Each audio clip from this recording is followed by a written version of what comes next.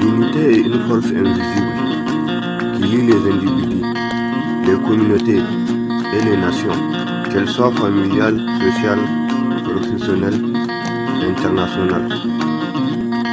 L'unité joue un rôle essentiel dans la réalisation d'objectifs communs, tout comme dans la résolution des défis. Contrairement à l'unité, qui est une miséricorde, la division est une peine, un frein au collectivisme, un châtiment pour toutes les populations qui prennent de chacun pour soi, une défaillance qui a effondré des royaumes, des nations et des civilisations. L'unité est la seule issue du secours, la seule lumière que l'humanité a beaucoup de mal à percevoir, car le racisme, le régionalisme, l'ethnocentrisme et le gémophotisme sont des doctrines que beaucoup d'entre nous adorent parce qu'ils ne croient plus à la nécessité de l'homme de vivre digne et libre.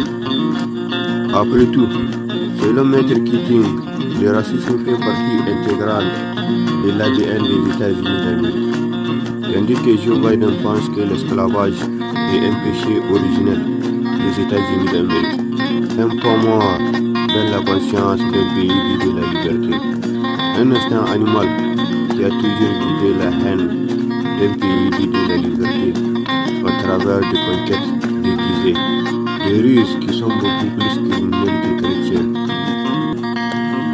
D'ailleurs, l'Europe et les États-Unis d'Amérique n'ont jamais cru aux droits de l'homme et à la capacité des pays à exprimer un choix politique.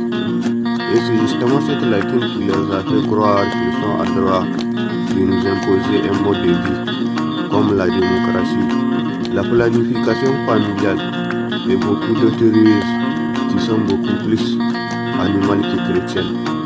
Certains de ces esprits périmés pensent que les héritiers du colonisateur ont parfaitement le droit de recoloniser les acquis souillés de la machine coloniale.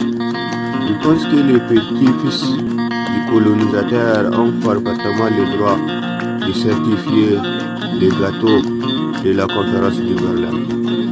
C'est un sujet qui est tellement brûlant que certains suprémacistes blancs pensent que c'est le petit Macron qui a permis à l'Afrique francophone d'ouvrir les yeux, comme s'il a quelque chose à apprendre à l'Afrique. Comme si ces petits avortants est en mesure d'analyser clairement les failles du système érigé par les généraux de Gaulle. Comme s'ils ne sont pas les